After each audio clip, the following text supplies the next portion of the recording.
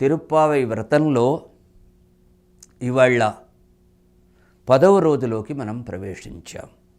నీళాతుంగస్తనగిరితటీ సుప్తముద్బోధ్య కృష్ణం పారార్త్యం స్వం శృతిశతశిరసిద్ధమధ్యాపయంతి స్వోచ్ఛిష్టాయం స్రజనిగళితం యాబలత్కృత్య భుంక్తే గోదాతస్యై నమ ఇదమిదం భూయయే వాస్తు భూయః.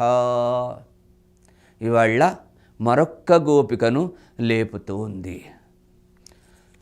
వాళ్ళటి పాశురాన్ని చూద్దాం.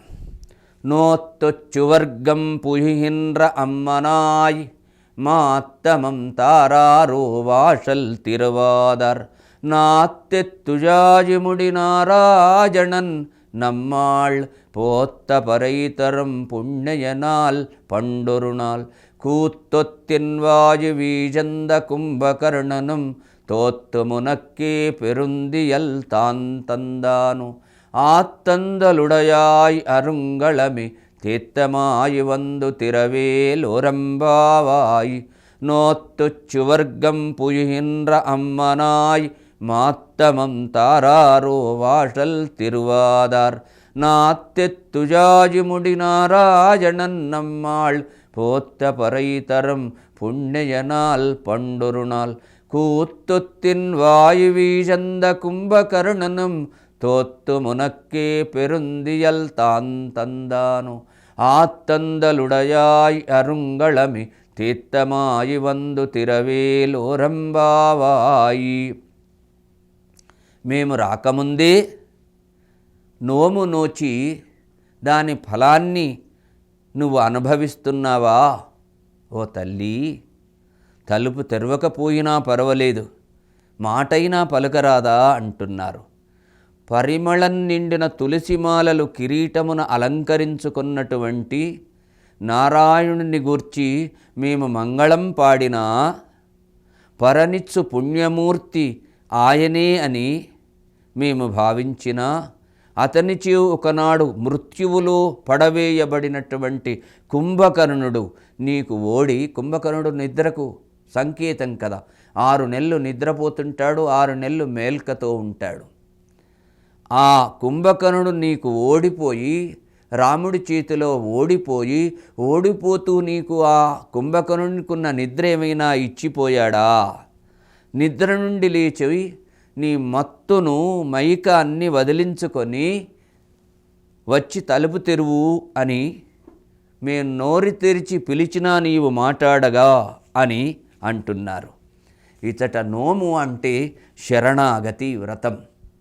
పరమాత్మను శరణాగతి చేయాలి. ఏకాదశి వ్రతం, శ్రీవ్రతం అని భగవంతుడికి మాత్రమే ఉపాయమని నమ్మే వ్రతాలు 2 ఉన్నాయి.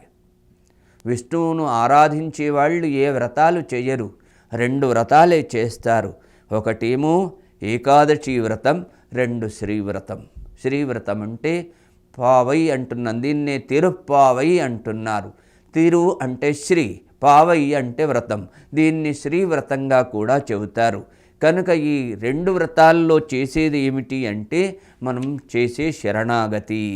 ఇందులో కూడా తలుపు అంటే అహంకారం, వాక్కు అంటే మంత్రోపదేశం, కుంభకర్ణుడు అంటే తామస గుణానికి సంకేతం, కుంభకర్ణ అంటే అగస్త్య మహర్షికి కూడా సంకేతం. తమిళ భాషకు వ్యాకరణాన్ని అందించినటువంటి మహానుభావుడు అగస్త్య మహర్షి. అంతేకాకుండా అగస్త్యుడు వింధ్య పర్వతం పెరగకుండా కాపాడాడు. ఒకసారి వింధ్య పర్వతం చాలా అహంకారంతో పెరిగిందట. నారదుడు వస్తే నేను మేరు పర్వతానికంటే గొప్పవాణ్ణి కదా అని నారదుడితో అంటాడట. అని రోజు రోజుకు ఆ వింధ్య పర్వతం పెరగడం వల్ల ఈ దక్షిణ ప్రాంతమంతా కూడా కరువు కాటకాలతో నిండిపోయింది. ఈ వింధ్య పర్వతం యొక్క గర్వాన్ని అణచగలిగిన వాడు ఎవడు అంటే అగస్త్య మహాముని. అప్పుడు శివుడి ఆజ్ఞతో అగస్త్యుడు ఇటువైపుగా వచ్చి వింధ్య పర్వతం యొక్క గర్వాన్ని అణిచాడు. వింధ్య పర్వతం యొక్క అహంకారాన్ని అణచడం మొదటి కారణమైతే, రెండవది సముద్ర జలమును త్రాగినాడు. వాతాపి అంటే సముద్రం, జీర్ణం వాతాపి జీర్ణం అంటారు. సముద్రాన్ని ఒక పుక్కిట తాగినాడట అగస్త్యుడు. అంతేకాకుండా వాతాపి అనే రాక్షసుణ్ణి సంహరించాడు, మృత్యువును జీర్ణించుకున్నాడు. ఈ 3 సంఘటనలను చెబుతారు. ఈ పాశురంలో పెయ్యాళ్వార్ అనే ఆళ్వారుని మేల్కొల్పుతుంది అమ్మ. ఇక ఈ పెయ్యాళ్వారు పూదత్తాళ్వార్లు మొదటి ఆళ్వార్లుగా వీళ్ళను పేర్కొంటారు. జ్ఞానదీపాన్ని వెలిగించి చీకటిని పోగొట్టగా పెయ్యాళ్వారు స్వామిని అమ్మవారిని సేవించారట. ఇది ఏ నోత్తొచ్చువర్గం పుయిన్ర అమ్మనాయ్ అనే మాట ద్వారా తెలియచేస్తున్నారు.